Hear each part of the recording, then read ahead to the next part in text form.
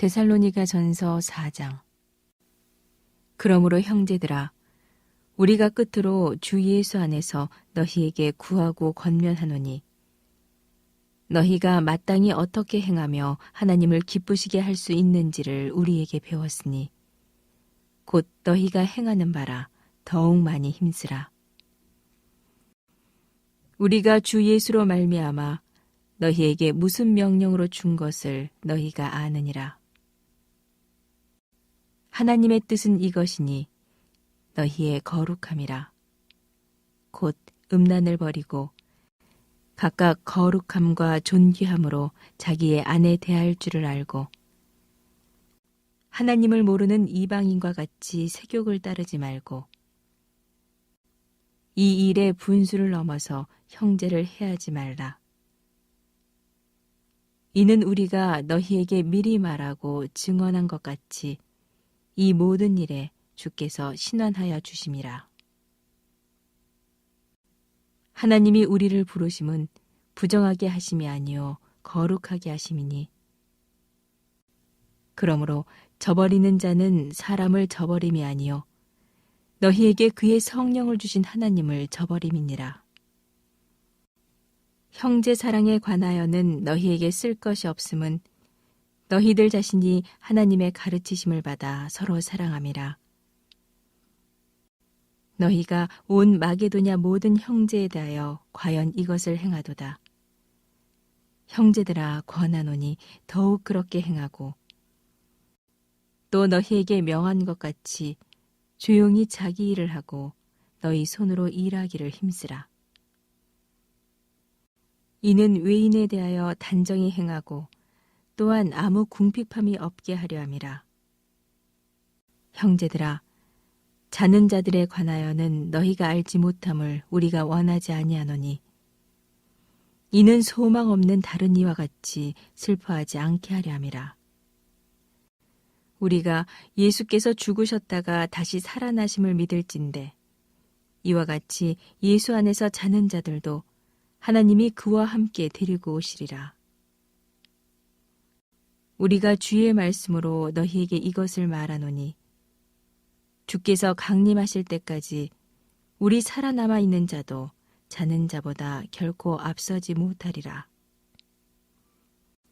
주께서 호령과 천사장의 소리와 하나님의 나팔 소리로 친히 하늘로부터 강림하시리니, 그리스도 안에서 죽은 자들이 먼저 일어나고 그 후에 우리 살아남은 자들도 그들과 함께 구름 속으로 끌어올려 공중에서 주를 영접하게 하시리니, 그리하여 우리가 항상 주와 함께 있으리라. 그러므로 이러한 말로 서로 위로하라. 그 삶으로 한 걸음 더 정진하시기 위해 나와오신 우리 모든 성도 여러분을 진심으로 축복합니다. 오늘은 데살로니가전서 4장 말씀을 가지고 거룩함으로 기다리는 삶이라는 제목으로 말씀을 나누도록 하겠습니다. 데살로니가전서 3장까지 우리가 계속해서 묵상하면 데살로니가 교회는 하나님을 기쁘시게 하는 방법을 알았던 사람이었던 것 같습니다. 숱한 고난과 환난이 있으면서도 믿음을 지키면서 살았던 모습이 잠시 동안만 복음을 전할 수밖에 없었던 바울 일행이 가진 그 마음의 걱정과 염려를 내려놓게 했다는 것입니다. 오늘 4장 말씀 1절을 처음 보시면, 이미 너희가 배운 대로 열심히 잘 살고 있으니까 그 배운 대로 하던 대로 쭉 하라는 것이죠. 오늘 본문에서 반복되는 단어가 거룩인데요, 거룩이라는 것은 다름, 구별됨을 의미합니다. 그리스도인이라면 세상과는 뭔가 달라도 다르다라는 것이 삶을 통해 드러나야 하는 것이죠. 데살로니가전서 4장에서 말하는 그리스도인의 삶이란 어떤 것인지 세 가지 방향으로 우리는 이 본문을 통해 살펴볼 수가 있습니다. 주님을 기다리는 신앙이라는 것은 단지 그냥 하늘만 이렇게 쳐다보면서 주님 언제 오시나 하면서 기다리는 삶이 아니라, 하나님께서 허락하신 이 땅 위에서 거룩하게 구별되게 살아가는 삶입니다. 그런 의미에서 첫 번째 그리스도인의 삶이란 거룩함을 지키는 삶이라고 볼 수 있겠습니다. 바울은 이야기합니다. 오늘 말씀 3절 상반절에 하나님의 뜻은 이것이니 너희의 거룩함이라. 아멘. 거룩함은 내가 그리스도인으로서 살면서 내가 이것이 좋으면 하고 아니면 안 하는 그냥 취사 선택으로 삼는 것이 아닙니다. 반드시 따라야 하는 하나님의 뜻이라는 것이죠.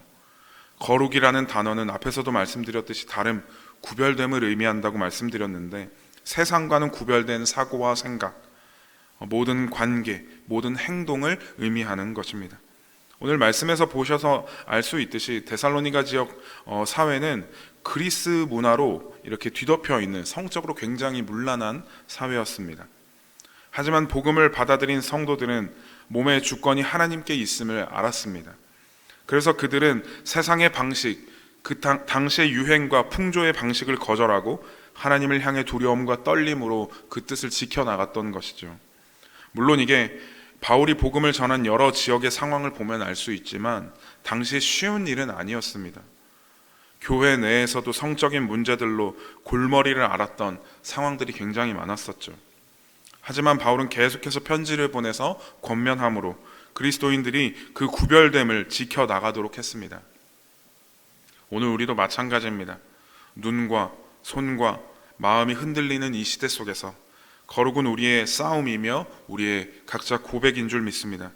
그리스도인들이 거룩함을 잃어버리면 신앙의 방향도 잃어버리게 됩니다. 주님께서 다시 오실 때까지 그 거룩함을 지키는 자가 다시 오실 주님을 기쁨으로 맞이할 줄 믿습니다. 저와 여러분들의 삶이 이 세상의 풍조와 유행 속에서도 거룩함으로 구별됨을 잃지 않는 삶이 다 되시기를 축복합니다.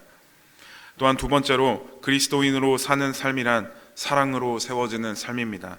오늘 말씀 9절 말씀을 우리 한 목소리로 읽도록 하겠습니다. 9절 말씀 시작. 형제 사랑에 관하여는 너희에게 쓸 것이 없음은 그 자신이 하나님의 가르치심을 받아 서로 사랑함이라. 아멘. 그리스도인의 거룩함은 사랑으로 완성이 됩니다. 하나님을 사랑하는 자는 하나님의 그 가르치심을 따라 반드시 형제와 이웃과 가정을 사랑하게 됩니다. 그러나 1장 말씀을 설교할 때도 제가 말씀드렸듯이 사랑은 그저 감정뿐이 아니라 사랑의 수고라고 했습니다. 훈련과 헌신과 희생이 뒤따라야 한다는 것이죠.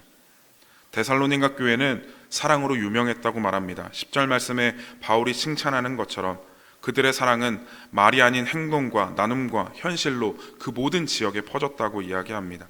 바울은 이 단락에서도 이미 잘하고 있으니까 너희가 더욱 그렇게 하라고 말을 해주고 있습니다. 어떻게 보면 바울이 데살로니가 교회를 채근하고 보채는 것처럼 보일 수 있겠지만 사랑은 원래가 멈출 수가 없는 것이고 멈춰서도 안 되는 것입니다. 계속해서 성장하고 넓어지고 끝까지 그 수고를 감당해야 하는 것이죠. 그렇게 모든 이에게까지 전해져야 하는 것이 사랑입니다.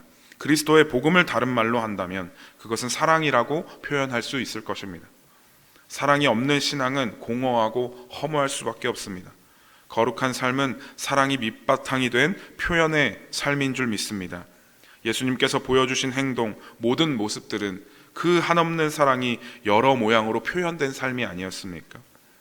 저와 여러분의 가정과 모든 공동체, 직장, 모든 순간들이 하나님께서 가르치신 그 사랑을 흘려보내는 통로가 되기를 소망합니다. 마지막으로 오늘 본문에서 이야기하는 그리스도인의 삶은 묵묵히 자기의 길을 감당하는 삶입니다. 11절 말씀을 제가 읽어드리겠습니다. 또 너희에게 명한 것 같이 조용히 자기 일을 하고 너희 손으로 일하기를 힘쓰라. 아멘.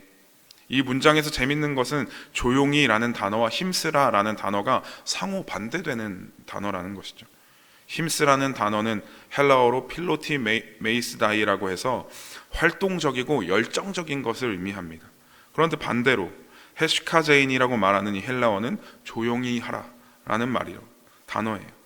이 말을 풀어보면 조용히 하기를 열망하라라는 것이죠. 왜 바울은 이런 이야기를 데살로니가 교회에 했을까요? 그것은 데살로니가 교회의 어떤 일들로 굉장히 시끌시끌했기 때문에 조용히 하라고 얘기를 하는 거겠죠. 그 이유는 바로 예수님의 재림에 대한 과도한 흥분과 소란 때문이었습니다. 예수님께서 곧 오신다는 얘기를 듣고 너무 마음이 막 들떠가지고 교회가 떠들썩했던 것입니다. 어떤 이들은 이제 곧 예수님 오신다고 했으니까 아무것도 안 하고 나는 기다릴 거야 하면서 직업을 내려놓은 사람도 있었던 것이죠. 또한 그들 중에서는 함께하는 이방인들, 헬라인들이 있었습니다. 그들은 고된 노동, 이렇게 몸을 써서 힘을 쓰는 그 노동을 노예들이 하는 천한 것으로 여기고 자기들끼리 이렇게 고상하게 지식을 나누는 것을 좋아했기 때문에 그리스도인들 중에도 이런 모습을 보이는 자들이 자기 일을 하면서 할 수 있도록 바울 스스로도 천막 만드는 일을 이렇게 하면서 사역을 했던 것처럼 모범을 보여주었던 것이죠. 그리스도인은 세상을 떠나서 이렇게 유유자적하면서 사는 사람이 아닙니다.